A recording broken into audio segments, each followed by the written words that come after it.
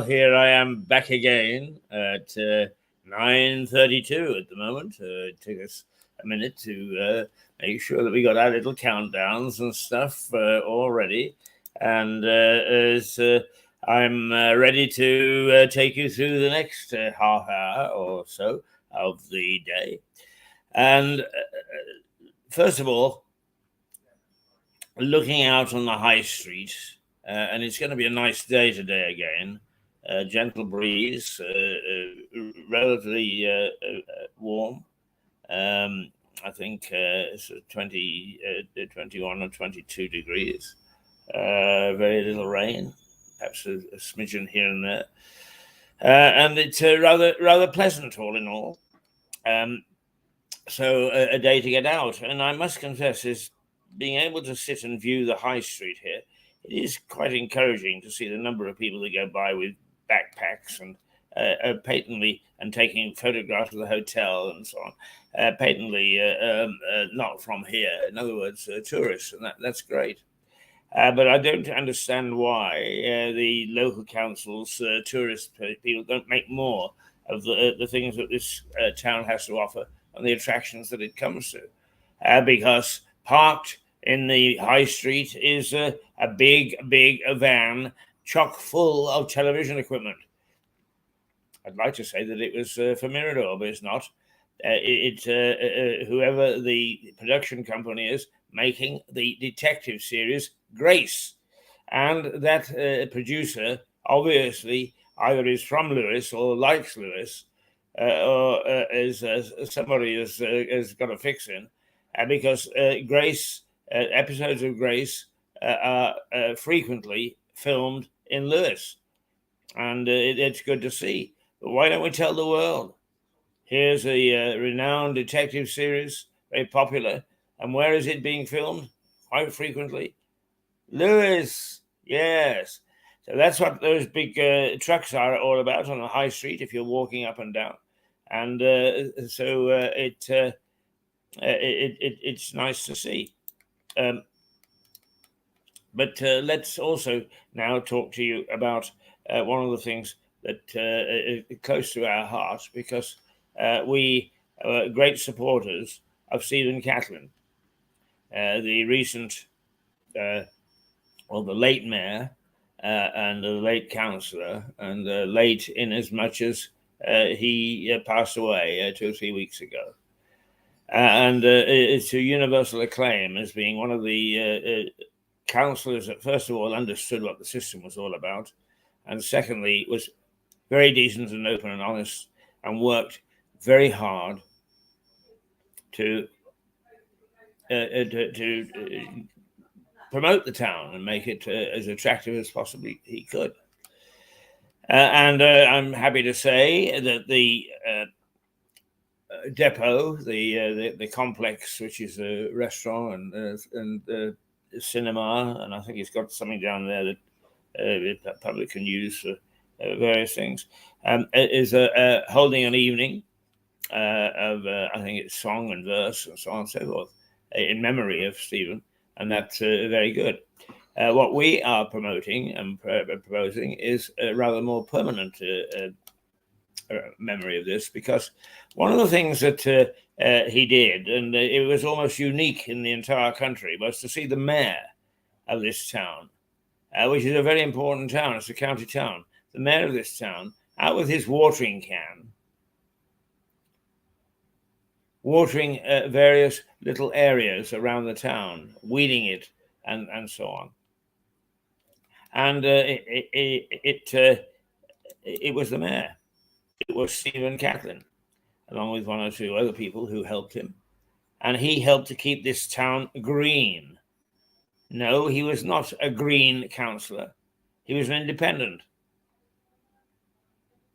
But he did this for the town. And it is one thing that he did. And let me show you what the Catlin legacy was.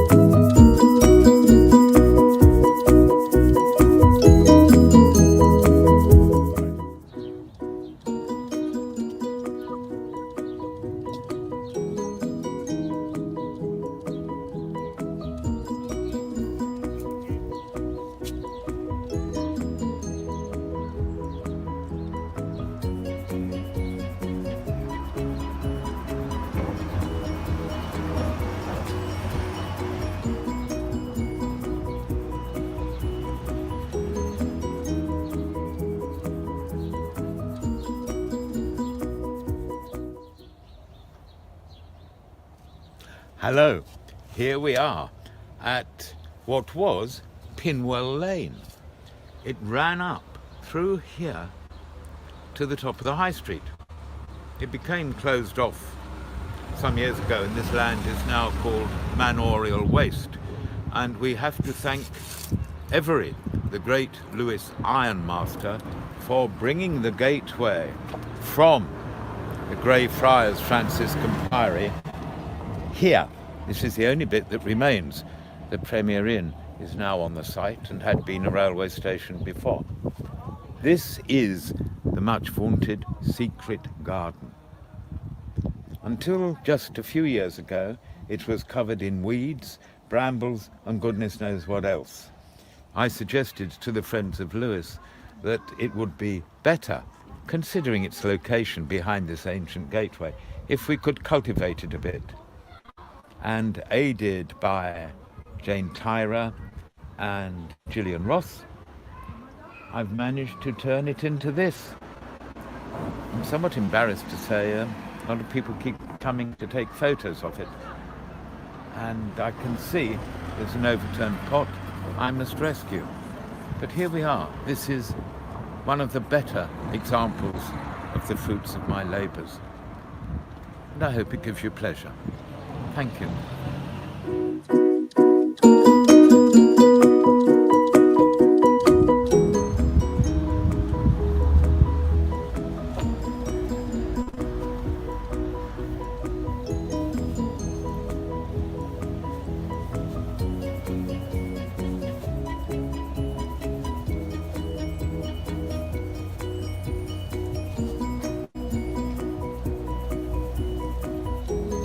This, the family burial place of William Edwin and Anne Baxter.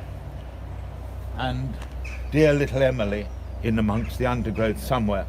The hollyhocks will be butchered this week.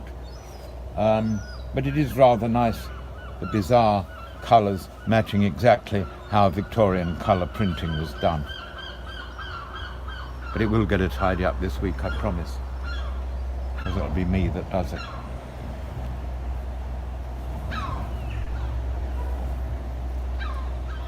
Oh, and the bees. I'm so pleased to see bees and butterflies around here. There is one feeding. Isn't that wonderful? There's one bee I've saved.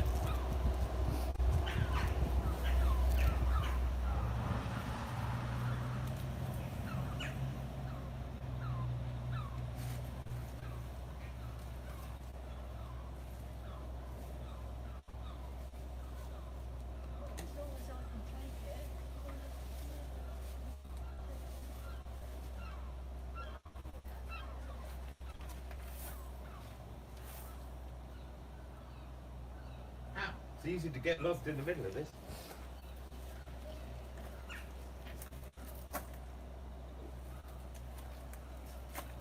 See, zinnias, nearly 3 foot tall, they're only supposed to grow a foot. Must have been a good horse.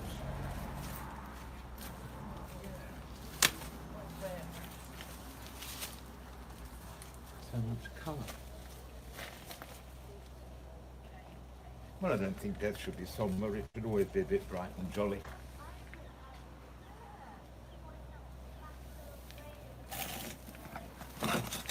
We'll just move this.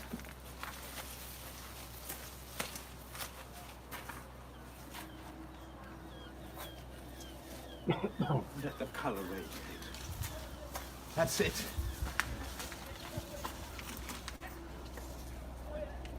It looks good from the other end, don't it?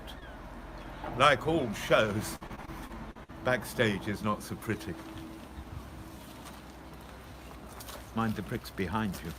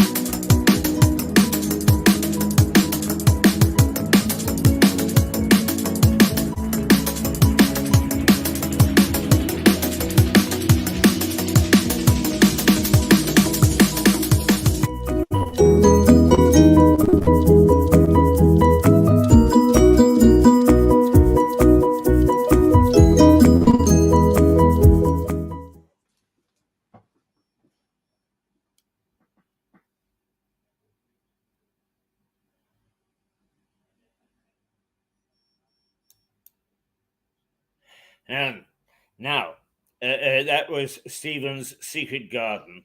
With one or two other volunteers, he turned it into an absolute little paradise. And as he says in that, people came to take photographs of it from far and wide. What is it now? Well, at the moment, it's returned to being brambles. It's a disgrace. Why? Well, it's now under the jurisdiction of a Green Party. And as all things, it seems, with the Greens, is that they are all mouth and now trousers. They don't do things. They don't actually get out and do things the way that the independent councillors did, the independent representatives of the people. We argue that there shouldn't be party politics in local government. It's only for the self-aggrandizement of those people who want to appear important. Well, they're not. They're not important, and not only that, they're bloody useless. It's very difficult to see how much good they do, except to guarantee $250,000 of our money to look after a charity that's got plenty of money of its own. Yeah, well, anyway, the fact is that we think, and we are starting a campaign with under the broad guidance of John Henty, who appears here once a week. And John is a real aficionado of making sure that people of worth from the past are remembered. And it will be a slow process. But here is our proposal, that secret garden is restored.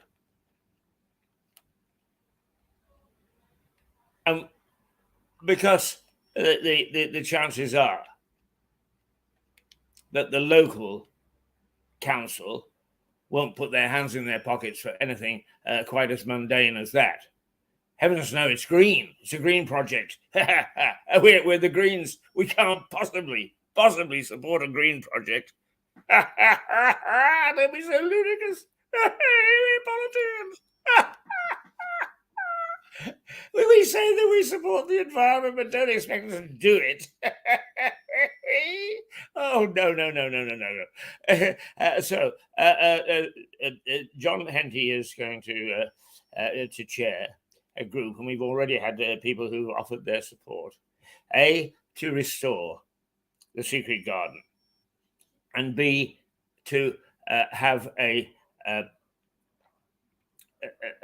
gardener. And we've got one in mind because we had one on this. We haven't approached him yet, but I hope he will say yes to looking after it.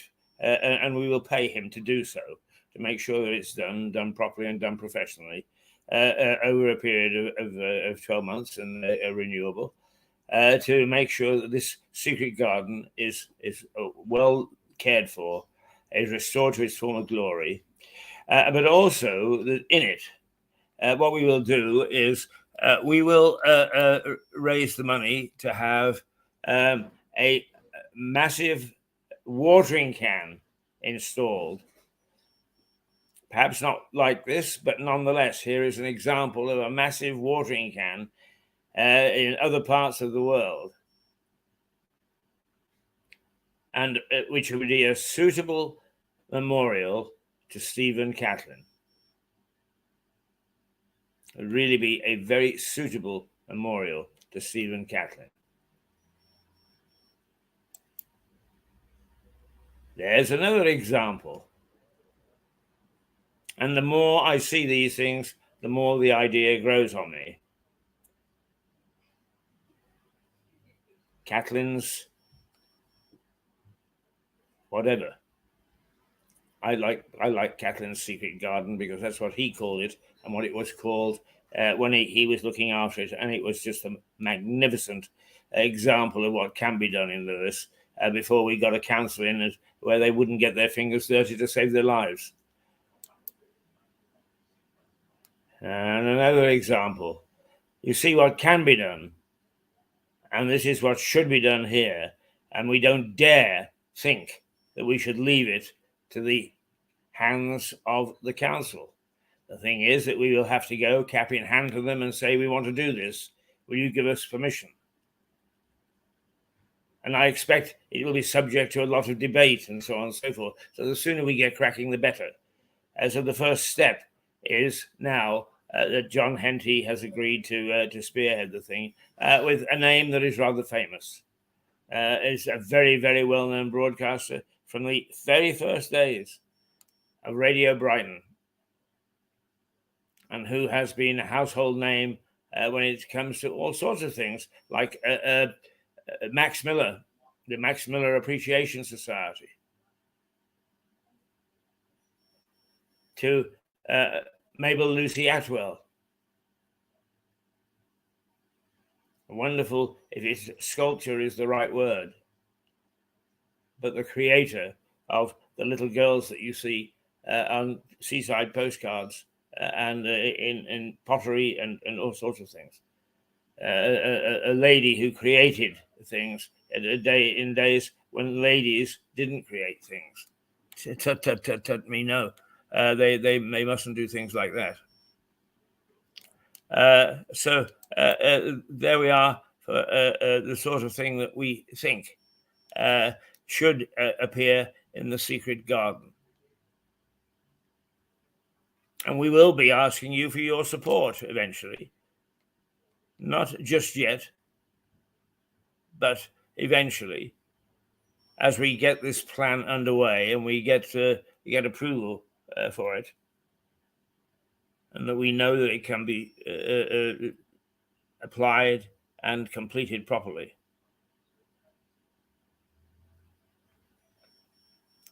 Catlin's Secret Garden. Stephen Catlin, the late mayor, late councillor, and a man who did more for this town than all his other councillors who belonged to various parties did together. A man of consummate honor, uncorruptible, and who looked for those in power who were abusing their power. Oh, there are a good many people actually on the council who are glad that he's gone. I don't like Stephen's approach at all. Not at all.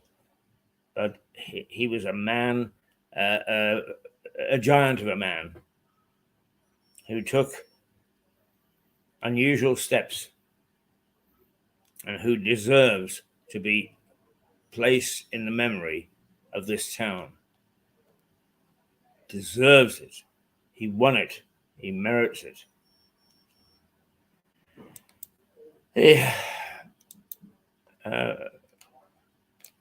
We have to do that, I think, and to take it away. So look in your hearts, because you're going to be asked pretty soon to support this, and to support it for a man who was given little enough accolade in his time here, except that when we actually put up a little memorial on Mirador and spread it around social media, we got in excess of 6,000 people who viewed it and in their own way paid homage to this man. And very welcoming it was. Now, let's Stephen appeared many times on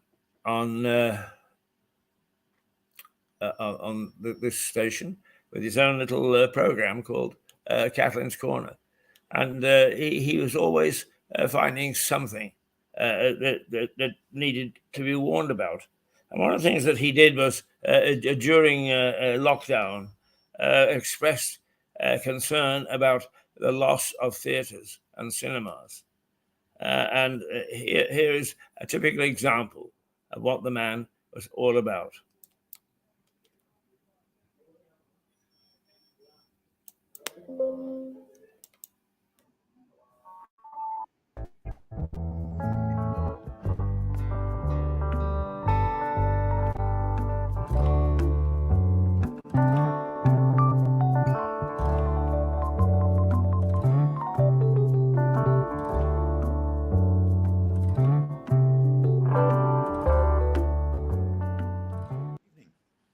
For over 35 years of my working life, I was involved in theatre and cinema. Still have a few bits and pieces in my collection.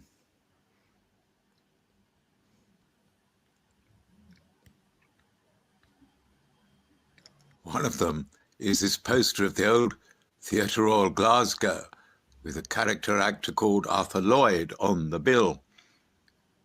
This dates from 1859, a little before my time. Souvenir from the Tivoli Gardens in Copenhagen, also adorning my walls. It's a clever stock poster. You will see the printer's devil holding a pot of red ink and the clown ready. But the poster is blank, and that is because the artistic design was a stock thing kept in print, and on the appropriate days, they would overprint in that white space the items that were on for that day. One of the Alexandra Theatre Hall. A connection with me and this is the initials in the corner.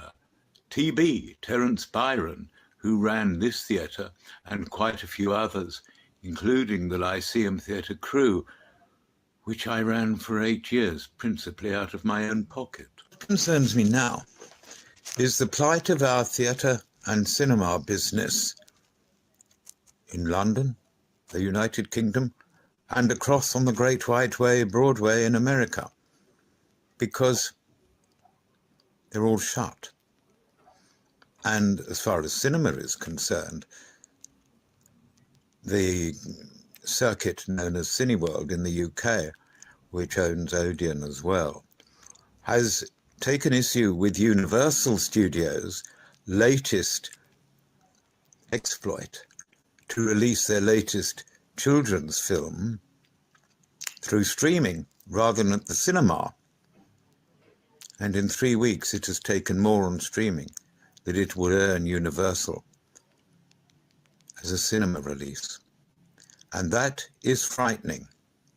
So with one circuit with over 1,000 cinemas now not dealing with Universal, the very core of what we know as going to the cinema is really very much under threat. One share of the market which may not be so affected is what we used to call art house. But even there, Curzon is streaming a lot of its films, and the BFI is doing an awful lot to stream classic cinema. So with all this available, will the cinemas ever live again? Certainly, for myself, I see them not reopening in England, possibly the States too, considering the seriousness of things there, until December, possibly later. But let's look briefly at the theatres. Most of the theatres around in big cities are commercial undertakings. In my day, and I admit things may be different now, theatre owners didn't produce their own shows. They rented the theatre for a fee to the producer and had a contra account, staff costs and things which were deducted, but thereafter all the takings for the show went to the producer, which meant the producers like H.M. Tennant were really raking it in. Then we have to counter the subsidised theatre. Places like the Royal Opera House, Covent Garden, and the London Coliseum, home of English National Ballet, No, that's Birmingham, English National Opera, for example. These theatres are paid a subsidy via the Arts Council of Great Britain to balance the cost of mounting an opera compared with the possible receipts. They are, as is Glyndebourne in East Sussex, now asking patrons to donate the cost of tickets for performances which will not happen to the theatre. Well, why should we? We pay dearly to go to see presentations at these theatres. Why should we give money for something that isn't happening? And I have a belief myself that there is a misplaced sense of entitlement on the part of these theatres. In the case of ballet, it may be slightly more different because the Royal Ballet is a stock company at Covent Garden. Years ago, Covent Garden used to sing in English with a stock company. Now it sees itself, as does the Met in New York, as a much more important international house. Well, it's cancelled all its programs. Those international artists will not be available at the drop of a hat. So here we are, faced with some possible reopening, again I think not until December. How will the rehearsals be scheduled? There is nothing in rehearsal.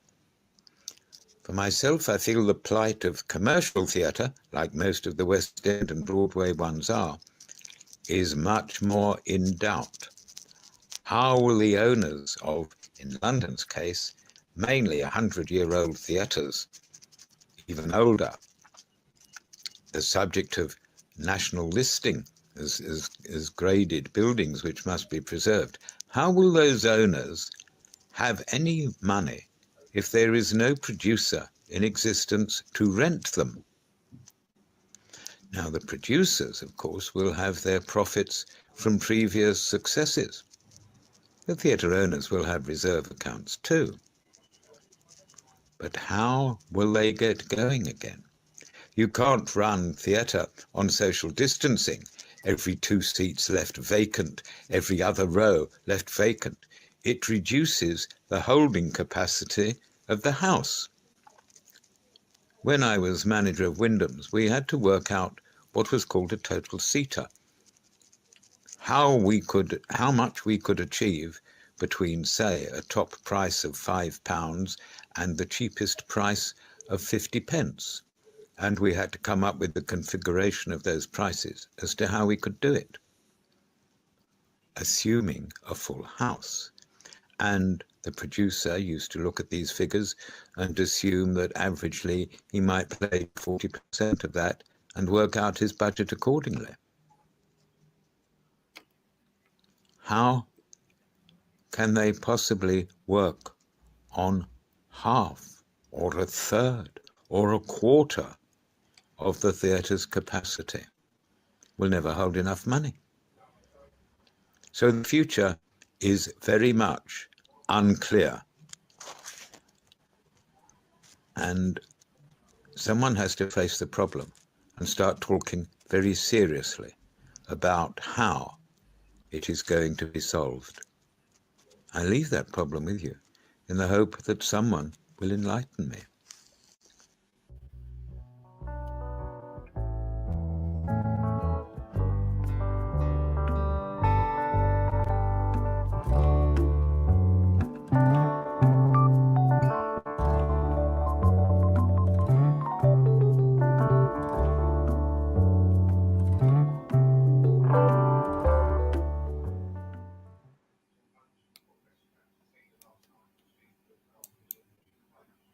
Here we go, Stephen Catlin, there with one of his very forthright assessments.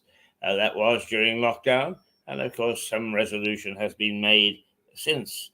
But nonetheless, is a very thoughtful man, and a man who tried his hardest to bring some joy and some colour and some life to this town, and to be thwarted in his years after having been passed is by a so-called Green Party. Well, there we go. It's the way that the life is at the moment. So they say, "Oh, I've got the hiccups." Say the cookie crumbles. All right, it's now 4 minutes past 10. We'll take a 5-minute break, and then we'll be back with our final offering of the day. So until then, well, let's just remind you what this bit was all about, because I think that it's rather a nice thought, right? A massive watering can, a massive watering can, a massive watering can, a massive watering can, and a massive watering can. And what was that all about? Well, that is our proposal, Mirador's proposal, to honour Stephen Catlin, and we'll make it by public subscription so that it's not in the hands of the council. We will need the council permission to restore the secret garden to the glory that Stephen brought it to. The secret garden, incidentally, is on Friar's Walk, and it's behind the gate that used to lead to the Greyfriars Priory, very ancient artifact. And in the little strip of land that used to be Pinwell Lane, and that he turned into a paradise, and is now once again falling into wreck and ruin. Oh, what do you expect from a Green Council? They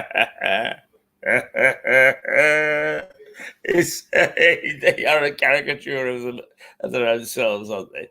They really are. Never mind. I'm sure that they say the same thing about us.